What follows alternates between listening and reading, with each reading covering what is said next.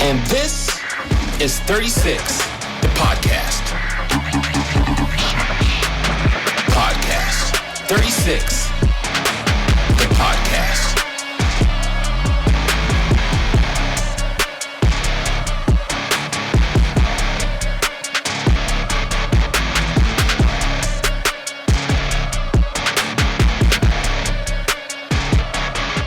And this is 36, the podcast.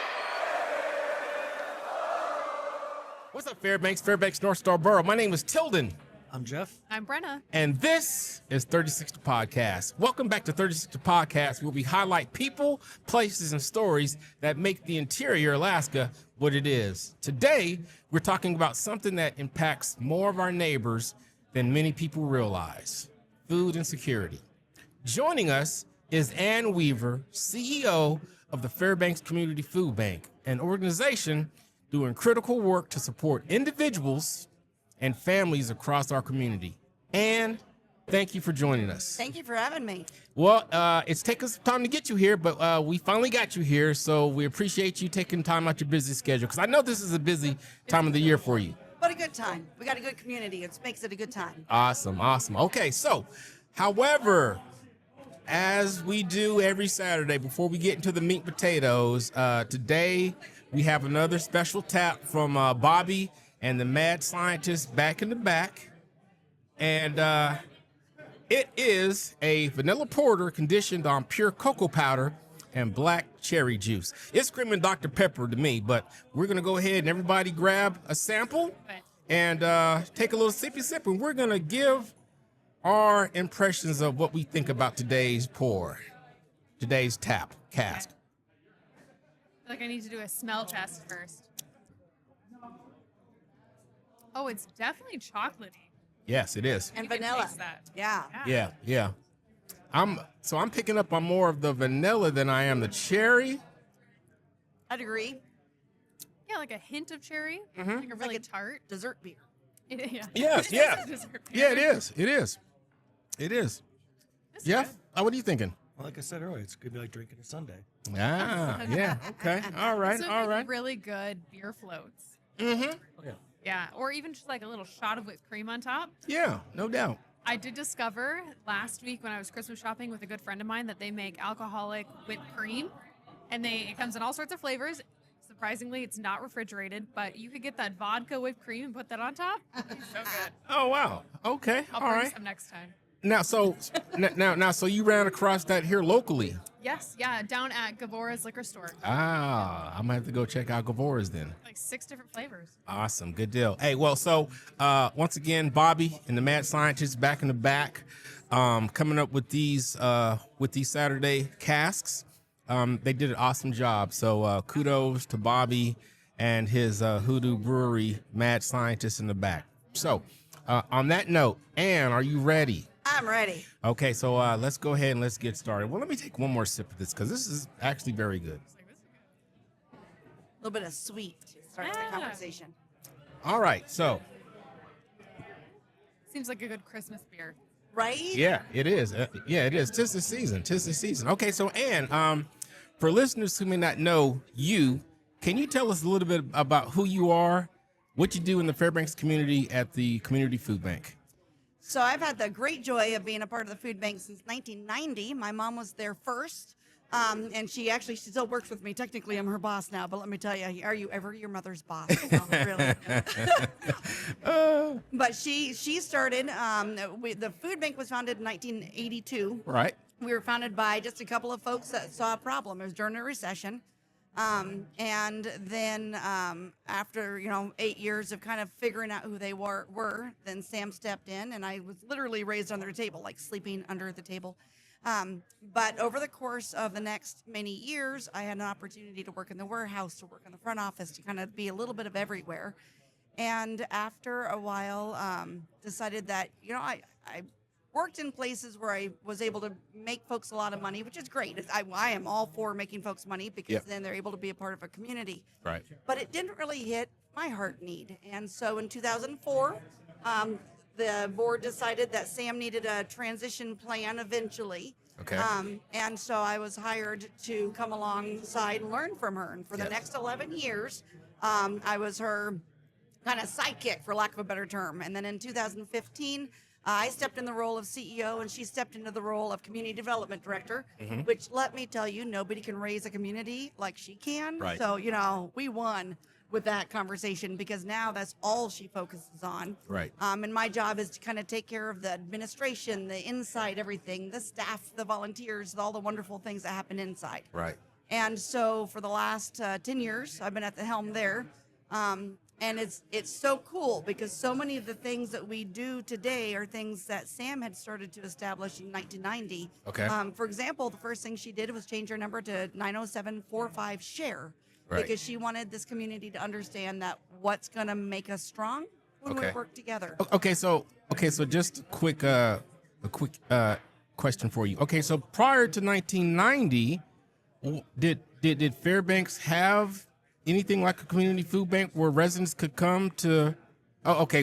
From, Okay, so from they did. 1982 to 1990, they had a couple of executive directors. One of them, unfortunately, Claude was wonderful. He was a wonderful executive director, but his wife died in a terrible accident. Now, so was it known back then as the Fairbanks Community Food Bank? It was, yep. We were actually founded in 1982. Okay, so that's when your mom. She was part of the founding committee. Okay. But she didn't take a paid position there until 1990. Okay, got you. All So right. that's when our family story started with the food bank. Oh, okay. All right, got So 35 years now, almost 36, because she started on the January 1st of 1990.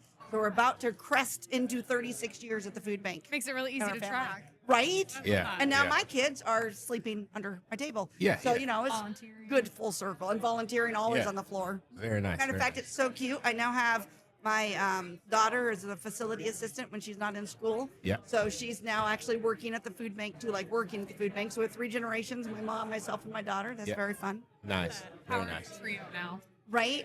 Very nice. Very nice.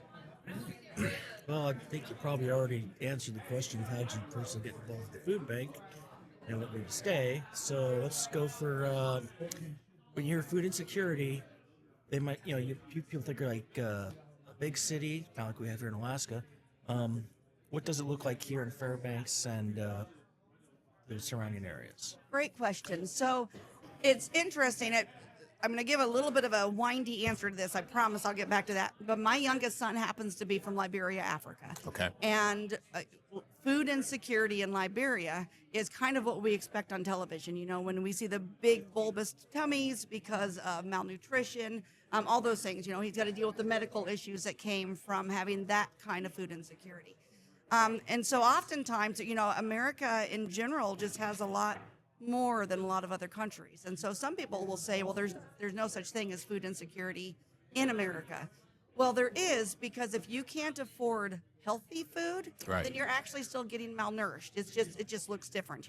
Right. My son had no food or only white rice, but it still can be, there's still food insecurity. Right. What it's going to look like here in Alaska, in particular in interior Alaska, is, for example, people become very food insecure on really cold days. When you've got weeks of 20, 30, 40 below, Right. then your bills just simply go up, period. Your light bill and your heat bill. Then you've got things like, medical expenses. The world sometimes just doesn't go right for you there. Car accidents, things like that. That even though there might be some insurance for, there's still expenses. Right. When people are barely making ends meet because it's expensive to live in interior Alaska. Right. People are barely making ends meet, and then it's time for school to start again. So you've got all these school supplies to get. Those kinds of costs can just kind of push you over. Right. So what we do is we've got a couple of programs. Our main one is our emergency food boxes. That means that our goal is to provide a breakfast, lunch, and dinner for 3 days for each person in the household. Who we directly serve are the working poor, the folks that are in homes and the working poor. We indirectly serve homeless because we also work with about 140 other agencies like Rescue Mission, Stone Soup, Meals on Wheels, a Nonviolent Living Shelter, church pantries. 140 other organizations like within the interior? Yep. Oh, good Because Lord. what we'll do is we'll go around and 6 days a week, collect the local surplus food, bring it back to our shop. Anything we receive it for free, so we give it away for free. Right. So in the mornings we'll pack emergency food boxes, and we also have a program called Food is Medicine, Or if you go to the doctor and the doctor says you better change your diet, and they said I can't afford to, then the doctor will actually write a prescription to the Fairbanks Community Food Bank for 6 pounds of produce a day. Oh, wow. Isn't that cool? Yeah. And so once those two programs are done, we then literally do a warehouse change. And in the afternoon, agencies, anybody who's a 501c3, a school district, groups that are intentionally working with anybody who may or may not be struggling, then they're able to come and pick up the food that we've got kind of in excess from our program. Yeah. They're able to pick that up. Oh, wow. So last year in our emergency food box program and our food as medicine program, we were able to provide about 900,000 meals. To us, a meal is 2.2 pounds. Yeah. So that gives you room for milk. That gives you room, a meal. And then we were also able to provide about 923,000, if I remember correctly, 1,000 pounds to other local agencies, which keeps their costs down. Oh, wow. And it's really cool. We also do law enforcement boxes. So if a police officer is like, hey, I'm getting ready to have to take a dad from a family, and so I would like to have a nice way to enter, or hey, this family just had some sort of tragedy. I walked into their house and I could see they have nothing. They'll call us up. We'll make them an emergency food box, give it to the law enforcement, and then they can enter that home with some sort of hope for the kids and the family members. So there's a lot of parts and pieces as to where that food goes. But it's those kinds of programs that allow those kinds of programs that allow other people's missions that they can now put more money into their own mission because they have to buy less or no food depending on their circumstances. Right. And in the agency shopping, we give out whatever we have that we can share. And so they put a lot of perishable foods. It's really a cool full circle. And Sam started a lot of those programs because she said, okay, if we have enough to meet our program need, we don't want to waste it. What can we do? And so then she brought in agency shopping, for example. So it's about how to give back to the community. Yeah, very nice. Very nice. Okay. I didn't know about the police partnership. Yeah, bringing that exactly. into the home. That's amazing.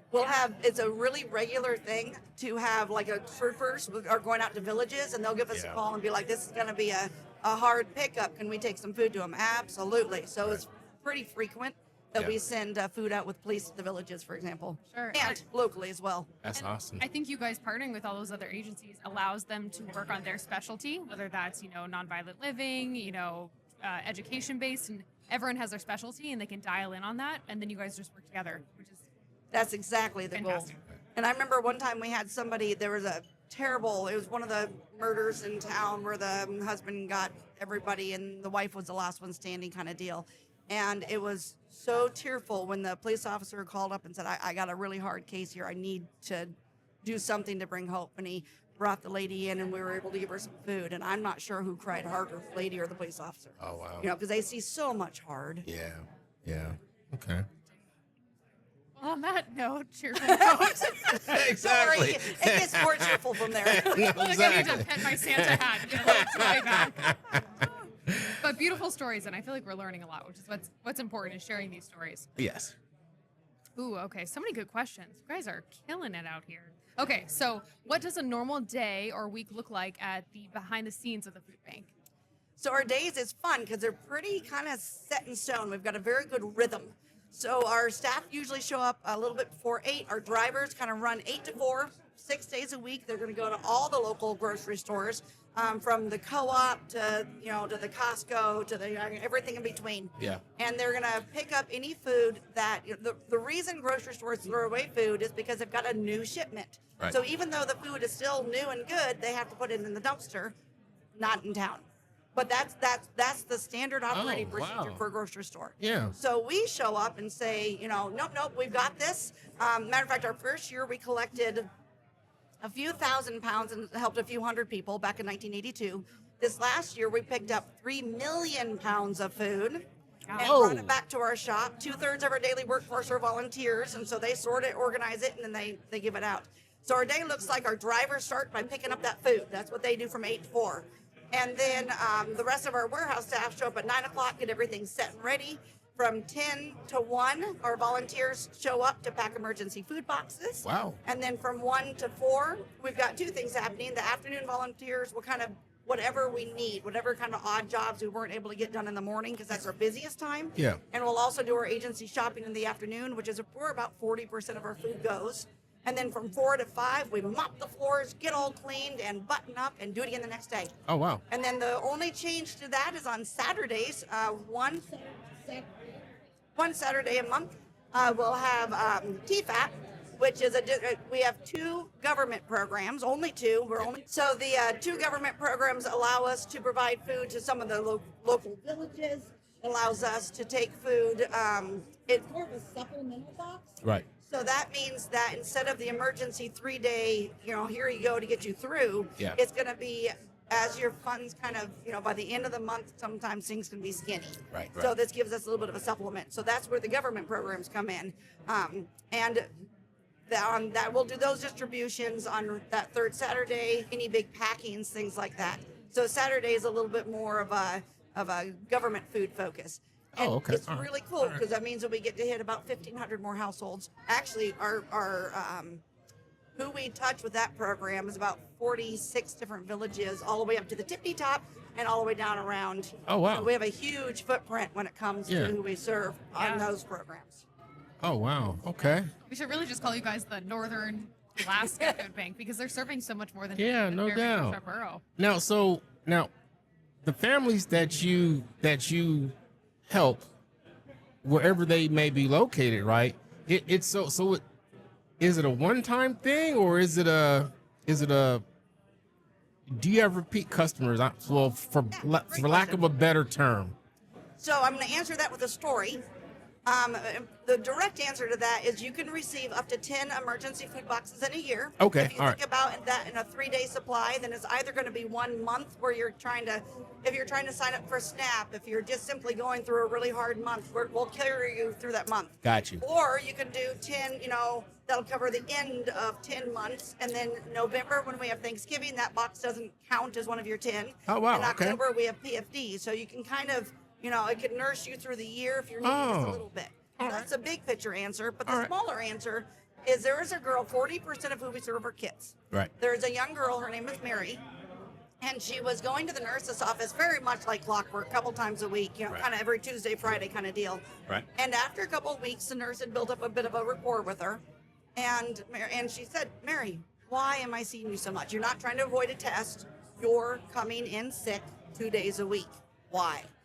And Mary's answer was, nothing yucky at home, fortunately. In this case, nothing yucky at home. Mm-hmm. But they had a big family, not a lot of food, not a lot of money. It wasn't her turn to eat that day. Oh, wow. And Mary was 8. It wasn't her turn to eat that Wasn't day. her turn to eat that day. And so think about when you're hungry, how nice are you? She didn't have a lot of friends because she was hungry and grumpy. Right. When you're hungry, how well do you listen to your teacher? Not well. Right. So she was seen as dumb, but the issue was she was hungry. So the nurse made 2 phone calls. One of them to an agency that was able to, the issue was her father's car kept dying, so he couldn't hold a steady job. He couldn't show up to work. Okay. So she ended up, so the nurse called that agency to get the car fixed. Yeah. And then the nurse called us and said, I need an emergency food box. And I think we served Mary's family 2 or 3 times, if I remember correctly, just long enough that Dad got his first paycheck and away they went. Mm-hmm. But in that emergency food box, the other piece of that story is the nurse had gone over while she was talking to Mary. She went over to her closet and she pulled out her granola bar that had been donated to the food bank. We partner with all the local schools. Mm-hmm. And so she took the granola bar, handed it to Mary, and gave her something to eat. Right. And I like to think about 2 things in that story. So in her case, we served her 2 or 3 times, and every calendar year it starts from 0 again. So you can, if you're having continual hard years, then that's okay. Right. But there are 2 parts of that story I really love thinking about. One of them is how many granola bars did it take to make Mary's day better? Yeah. 1. Just one. And so often we think we have to do more and we have to, I can't save the world. No, you can't. But Mary's Day was made better with 1 granola bar. So, we can often do that. The other part of that story I like to think about is 2/3 of our daily workforce are volunteers. We need 30 to 40 people a day on site outside of staff to do the mission work. And if we don't have the community volunteers, we're sunk. Right. So when you come to the food bank, though, there's nothing fancy. You don't go there to feel like you're going to do some highfalutin work. Yeah. You're looking at bread to see if it's moldy. You're making emergency food boxes. You're checking out eggs to see if they're cracked. Right. And it can be easy to look at that work and be like, well, this is not important.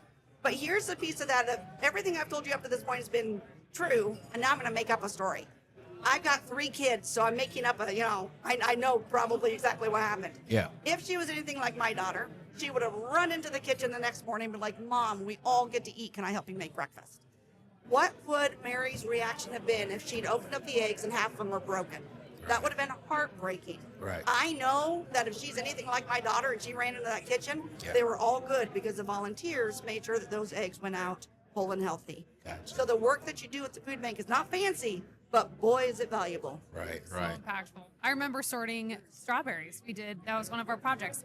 Many years we come and do boxes as a business. Yep. But that year they needed us to go through veggies and fruit and see what was good and what wasn't. And you feel like you're doing more work when you, I think, are a part of the process. Right. Yeah. Exactly. And so it's all strictly volunteer. We've got 20 staff. Yeah. And we need 60 people a day to do the work. And 60 people a day, and they consistently show up and they do what needs to be done in order to support the interior community.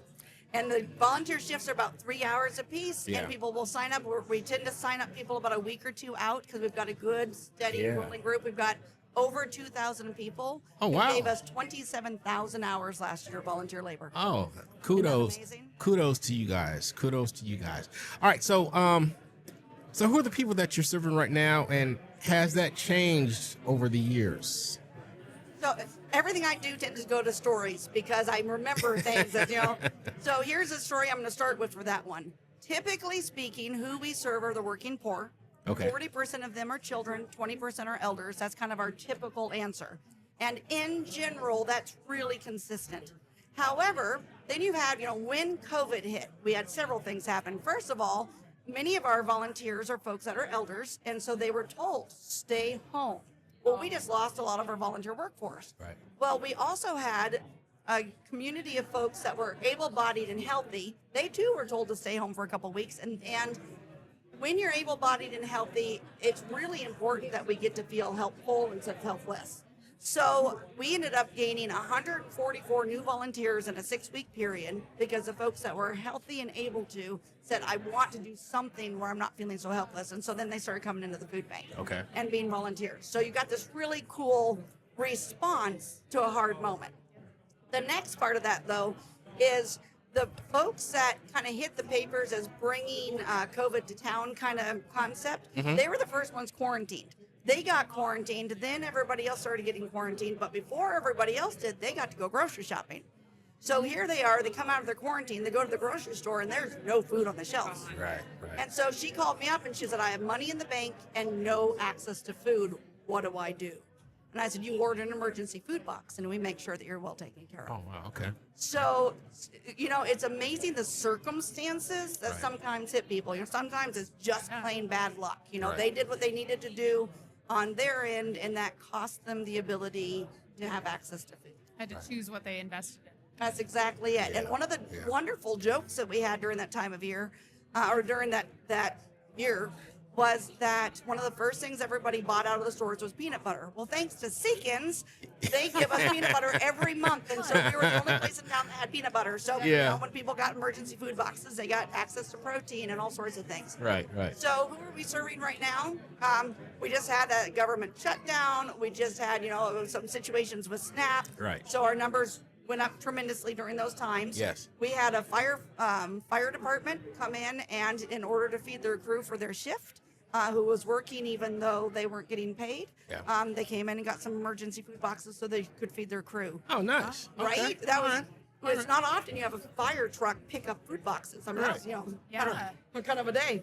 But and then now that we're in cold snaps, we're looking at folks that are just on the cusp, but having to pay extra heating bills. Yep. And then just plain old bad luck or whatever comes your way. So, Right. but the real consistently, it tends to be the working poor kind of concept consistent.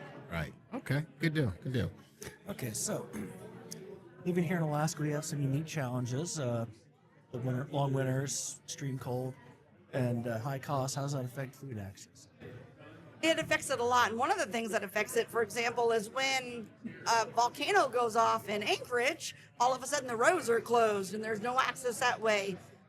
when planes can't fly, when, those are all things because of it, where we are with Interior Alaska, sometimes our food source just gets cut off. Right. And so our board's goal is to have a 3 to 6 month, depending on the type of food, a reserve of food so that when things like that happen, or when COVID hit and the shelves were empty and our orders were up, we were able to backfill some of that. When the government shut down, we were able to meet the need. Okay. And so I got sidetracked with my thought. Ask that again. I started thinking about all the other things.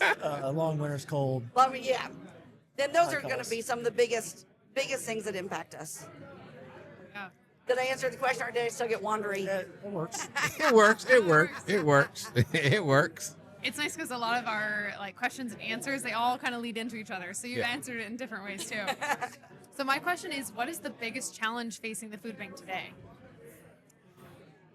That's a good question. And I've been kind of pondering that for the last little while.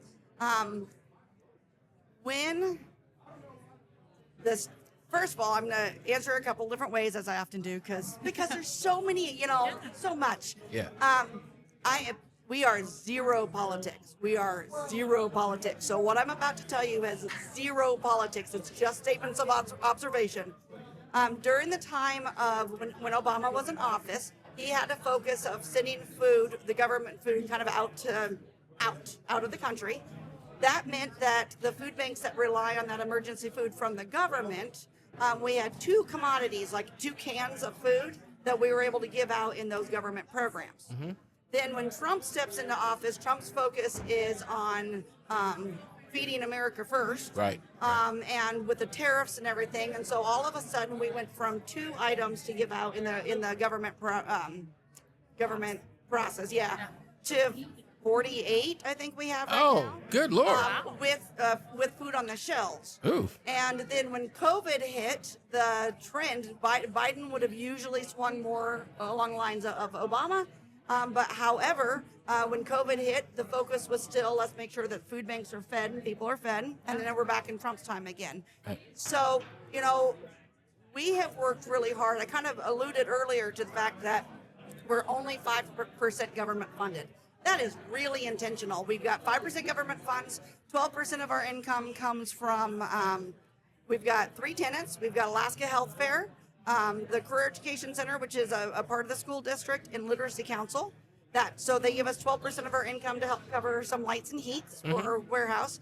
That leaves 83% for individual and corporate donations. Oh, wow. Wow. We work really hard on not, because every 4 years the leadership changes Right. in the government. Yeah. So when folks rely, and the shutdown happens, which directly impacts people. And so that's one of the challenges that we work hard on kind of riding through, is if we rely on the community and we work on having a 3 to 6 month reserve, then we can kind of smooth through that a little bit. Because if we're meant to be an emergency service, we can't shut down when the world does. Yeah. Right. But but there's such pressure to try to, nonprofits get pressure to try to take government funds, and we work hard in saying that that's not a good plan. Yeah.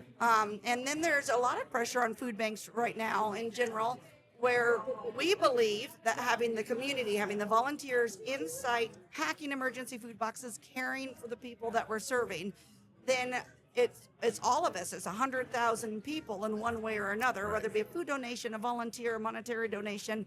We've got a large access to people helping people. Right, right. But the pressure is you're supposed to just give out gift cards so that, people can select their own food at grocery stores. You're supposed to, buy your food, not collect it salvage. And we end up being a very different food bank.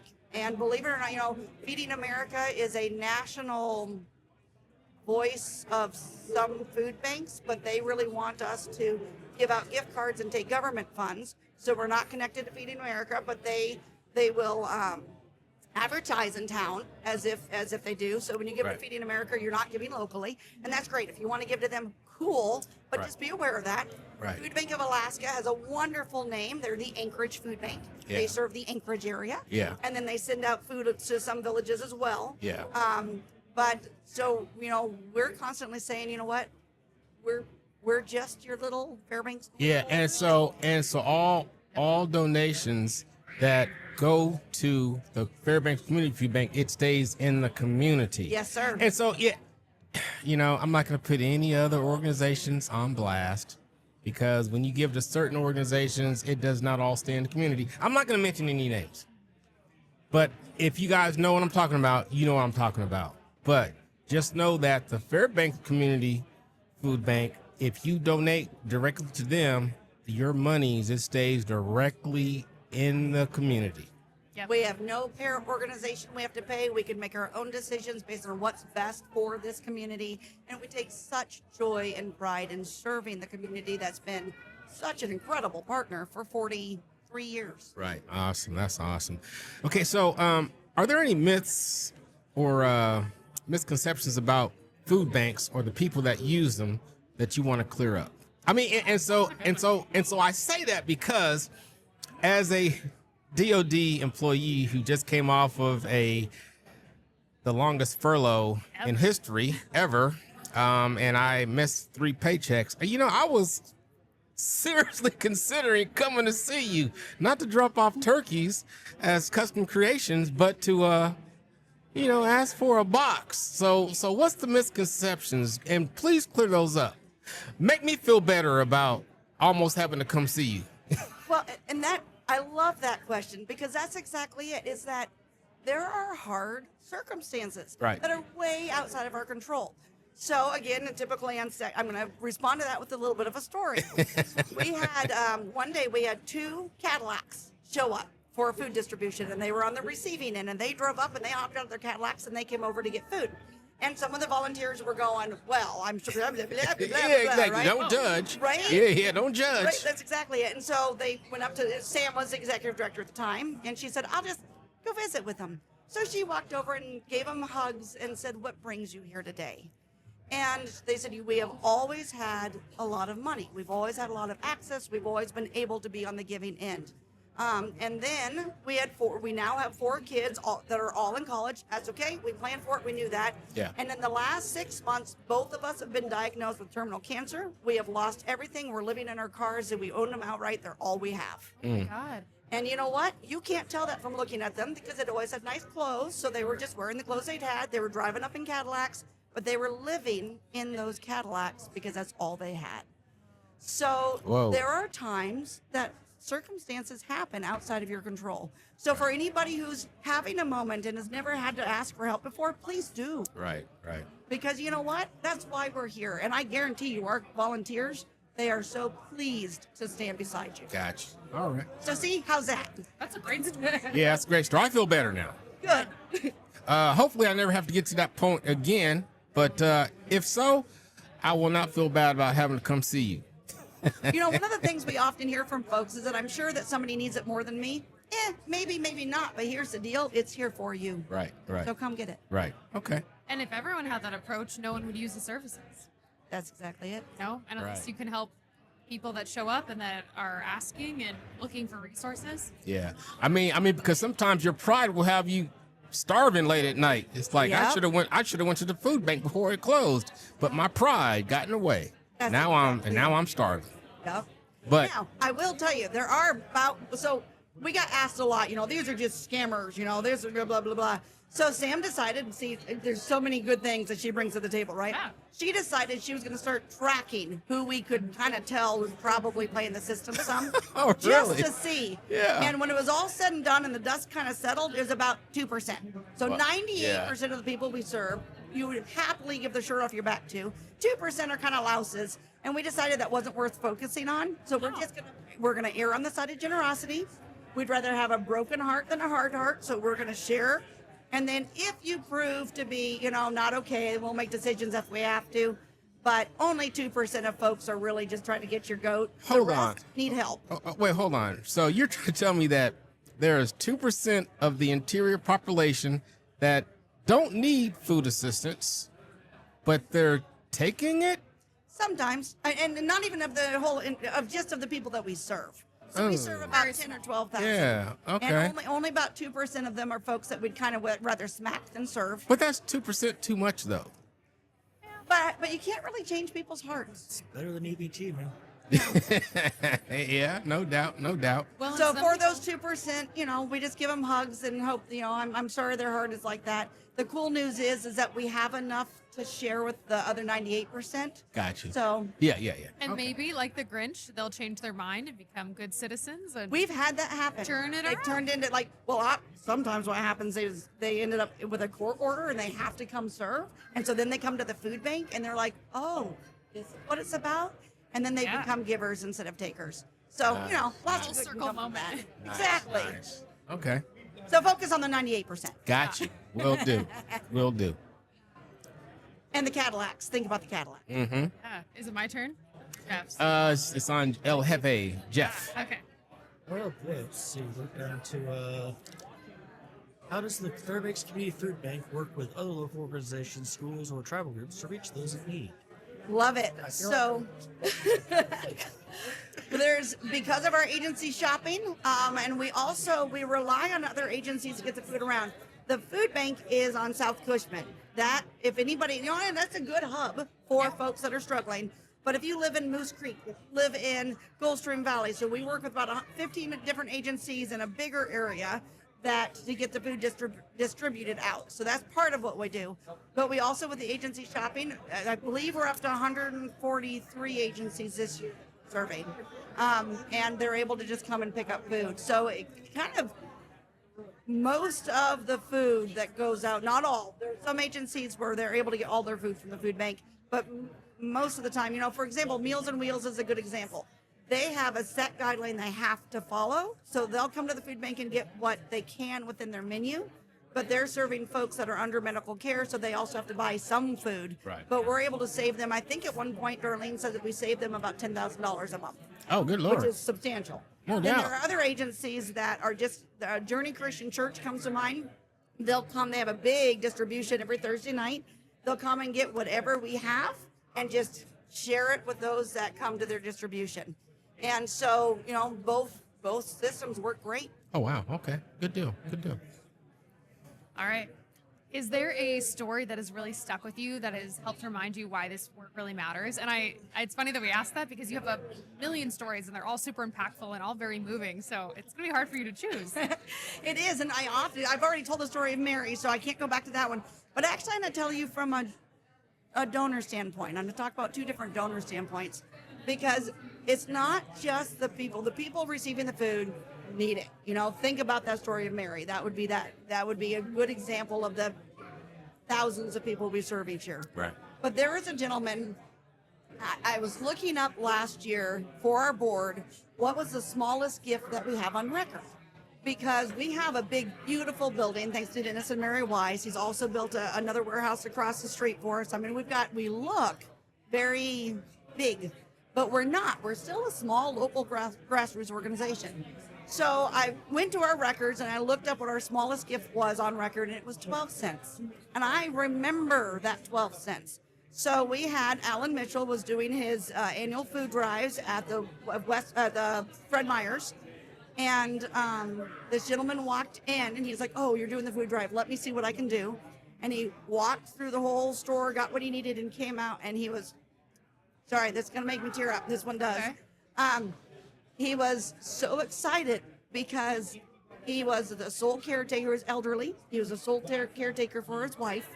And he was able to save the last 12 cents he had because that was the last shopping trip he was going to have to make that month. And he shared it with Alan because he needed to be a part of the community and to give.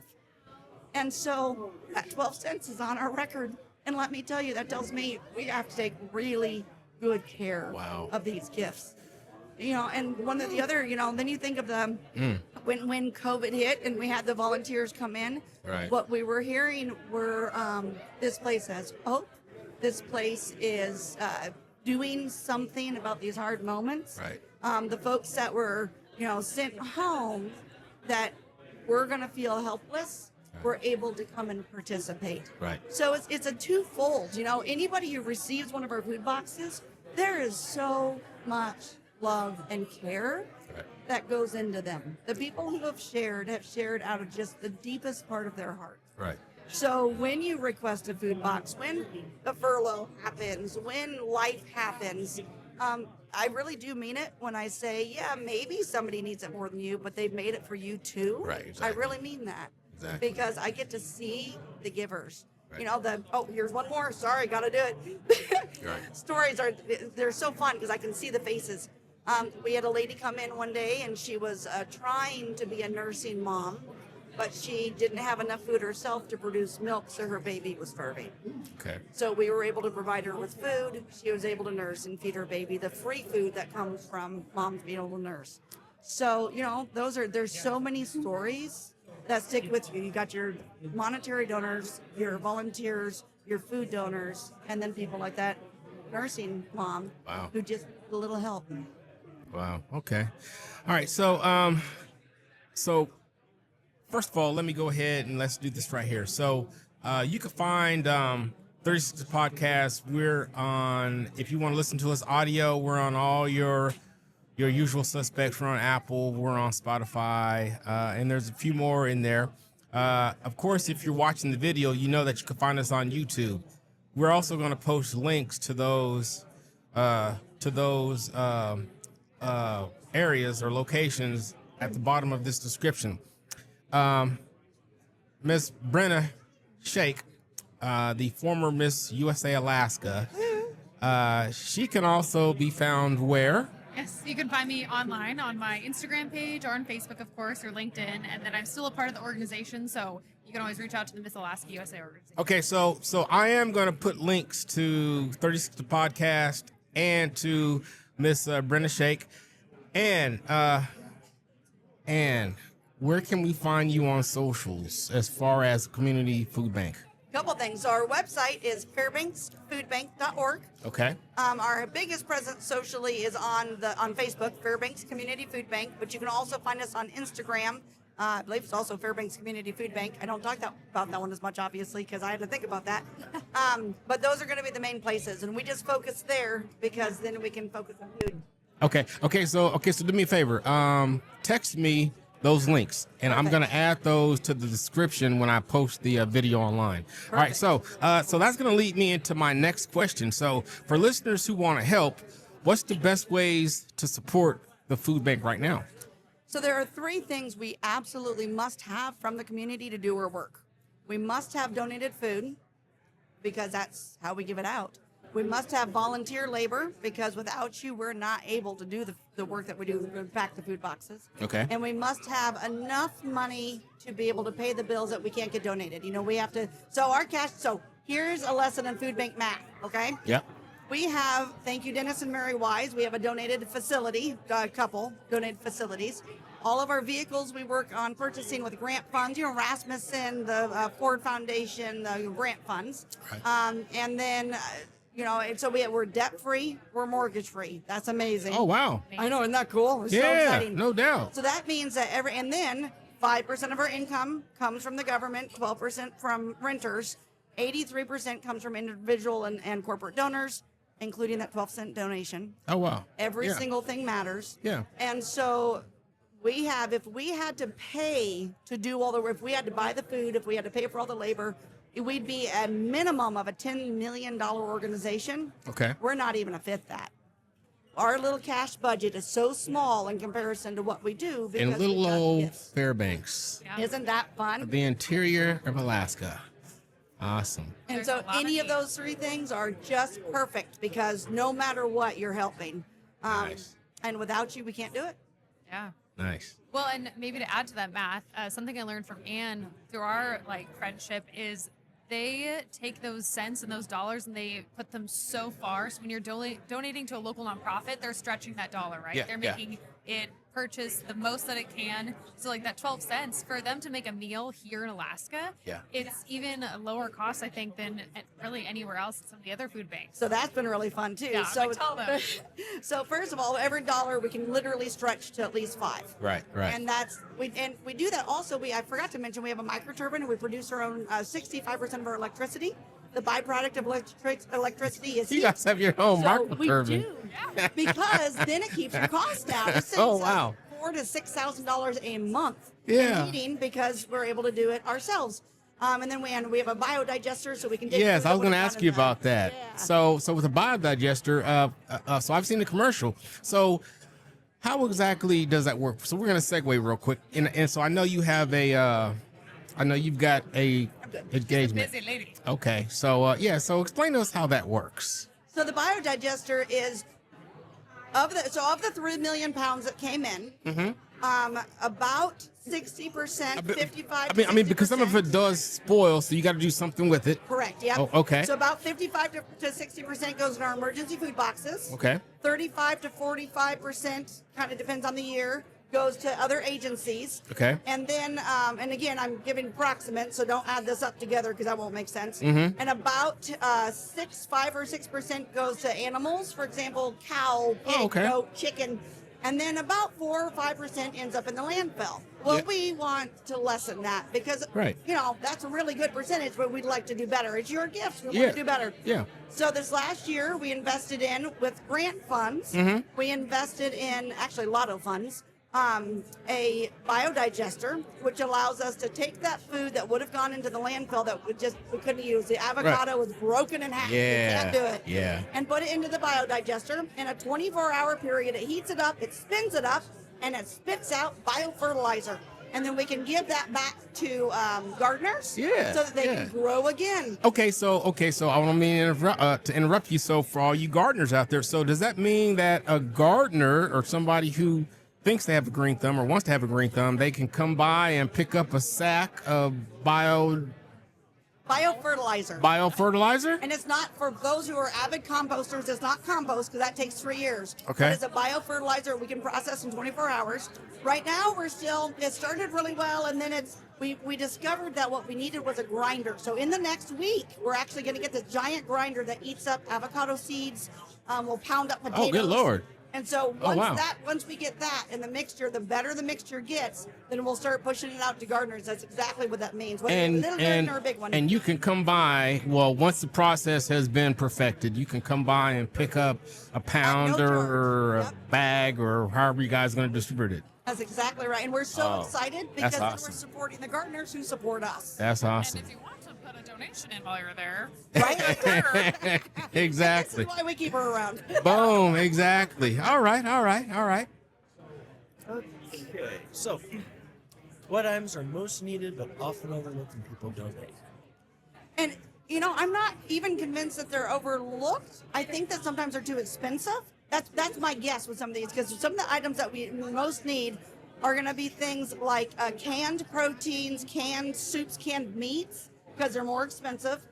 Kid-friendly snacks can be more expensive, so those tend to be harder to get. Cereal, breakfast items, oatmeal, those are some of our most needed items. But that would probably be the best answer. And maybe they're being overlooked because I've been suspicious. I've thought about that. The reason why I'm giving you such a weird answer is because that's actually when I've wondered why some of these items don't come in. And as I look at the grocery store bills, I think that's why. These are more expensive items. It's harder Right. to give. Okay. Yeah. So anything like that, if you're a snack, like if you're a parent or a grandparent and you've been making your kids lunches and things that you feel good putting in there, Right. perfect for us, because we work with schools and get snack boxes to them. We have our emergency food boxes where if we see kids in the household, we try to pack that up with snacks. In the summer, we do a bone builders program, whereas night and weekend food we'll put in bags for kids. And so those are always biggies that are a little bit trickier. And then just the canned proteins of any sort, whether it be chili, tuna, Vienna sausage, spam. Yep, absolutely. Yeah. Remember Glenn? Yeah. I love me some spam, buddy. Let me tell you. Boom. All right. So, All right. Yep. Well, we've already asked our next question. It's kind of been answered, so I'm going to ad-lib a little bit. So we talk about how you guys partner with the school programs, and I know a lot of them have snack pantries. And so people, I think, they drop off snacks at each different school, but would you recommend that people partner with schools directly, or should they just bring it to the food bank and you guys can help distribute it amongst all the schools that need it? Great question. So we're better together as a community. And I'm going to kind of spin that question a little bit. Where your heart is what's going to be the most fun to give and participate.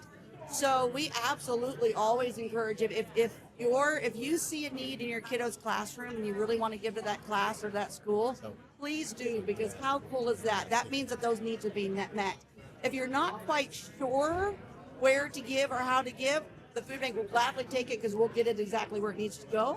But that's one of the fun things is that we're the hub. Our job is to make it easier for recipients and for donors, but we don't have to, if you've got a place you really want to give that makes your heart sing, please go that route, because the end goal is that somebody has a better day because they have got food in their tummy. Love that. Gotcha. Okay.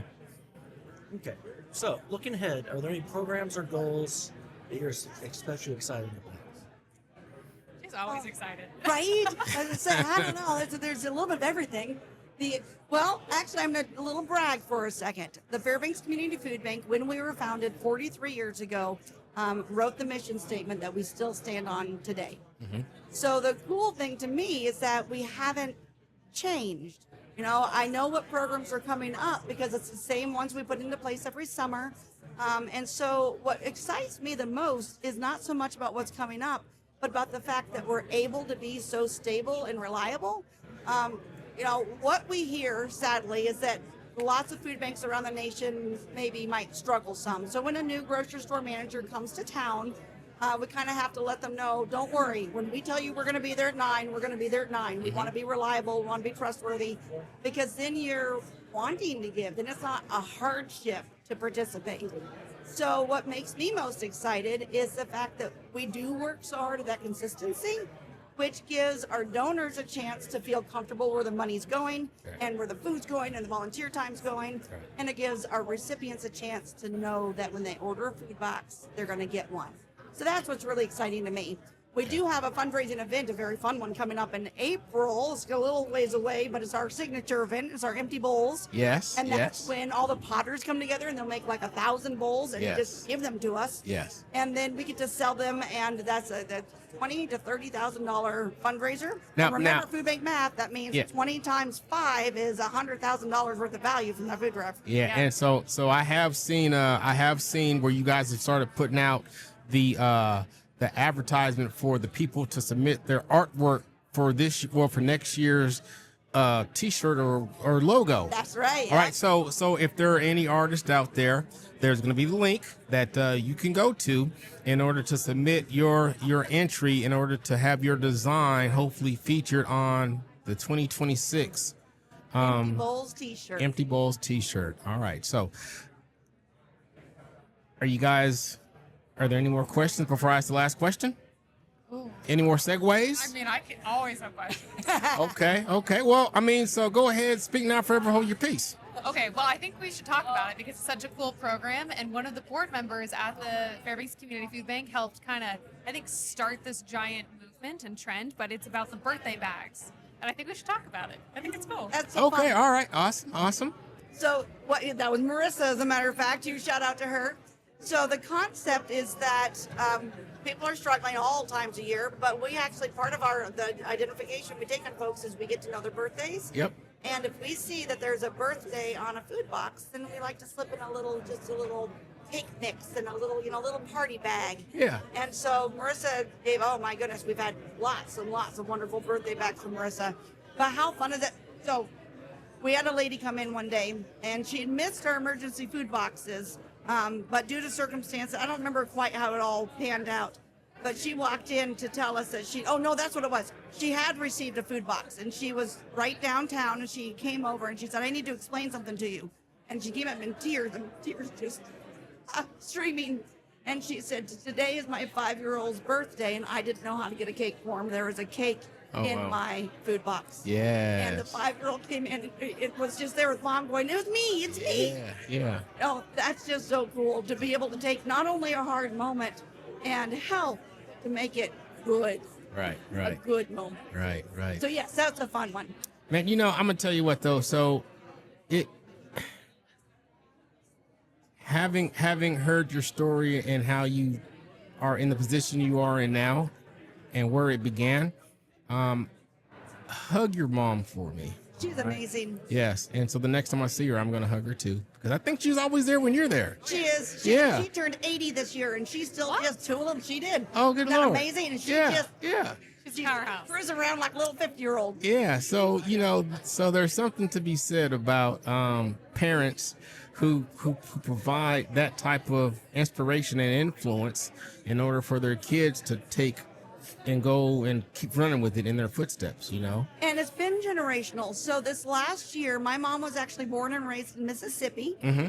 And this last year, after being away from there for about 70 years, my mom, myself, and my daughter went back to the street she was raised on. Mm-hmm. And what she remembers the most is her grandma would be like, we're going to make some extra meals today. And today we're going to walk down to our neighbors. We're going to Yeah. make sure they're fed because we live on a street that's got a lot of folks that can't feed themselves. Yeah. And my mom remembered that so much that Right. when she ended up, almost 36 Right. years ago, becoming a part of this food bank in town and doing so much amazing with it Right. because her grandma said, we are going to make a meal and we're Right. going to share it. Right. And so it's been generational. So now Yeah. we got grandma to mom to my mom, to us 3, plus me is 4, Yeah. plus Hannah now is 5. I mean, Yeah. it's so cool to see generations of Yeah. people just bound and determined to walk side by side with people. Yeah, that's awesome. That's a beautiful thing, and you have never forgotten from whence you came, and so and it's good that you pass it along, and that people in the community know that they can count on you. Like me myself, there's a lot of things that before we had this conversation today, there's a lot of things I did not know about you personally, and then about the food bank, in general. So we want to thank you guys for what you do in the community, and whatever we can do to continue to support you, we're going to do. Well, I knew you first as Tilden the Turkey Man. So you are What a already, you have already provided hundreds of households Yes. with support, and that's amazing. Thank you. Yeah, well, and that comes from never forgetting from whence you came. Yeah. So I remember growing up, and so, yeah, I never want it. If there's anything I can do to help because I've been blessed, then I'm going to do it. All right, so on that note, the last question. Are you ready? Dun, dun, dun, dun. All right, so if listeners take away one thing from this conversation about food insecurity in Fairbanks, what do you hope it is? You matter. Okay. And on both sides of that, the person who's receiving the food, you matter to this community. This community is intentionally stepping along beside you. They want to be a part of helping you through this moment. Okay. To the person giving the 12 cents, the 3 hours of volunteer time, the case of apples, you matter. The people, the one granola bar, you matter. Right. I had an opportunity a few years ago to give a tour to somebody who he was so apologetic. He said, do you really, he said, I felt embarrassed asking you for a tour, which, by the way, take a tour. Call me up. I love tours. They're fantastic. But he called up and said, I really wanted a tour to see what was happening in this town. But I was so embarrassed because it was just one person. So I brought a friend so that, you didn't have to waste your time on one. I said, it's never a waste, ever. Right. And then at the very end of the tour, he pulled out $2 and a can of corn. And he said, I didn't think I was going to give this to you because I figured it was too little. But what I've learned today is that it's enough. Right, exactly. So Exactly. if you walk away with the one thing, know that you matter. Exactly. All right. So on that note, before we wrap up, we want to encourage everyone listening here in Fairbanks and across the interior to support the Fairbanks Community Food Bank. If you're able, donations where the food funds time make a real immediate difference for local families. So even small contributions to help shelves stay stocked, especially during our long winters. You can find volunteer opportunities, donation information, and a list of most needed items through the Fairbanks Community Food Bank. Supporting them means supporting your neighbors, and that's something that we can all be a part of. On that note, my name is Tilden. I'm Jeff. I'm Brenna. I'm Ann. And this was 3060 Podcast. Merry Christmas. Happy New Year. It's We 36, are out. podcast. Peace. Podcast 36.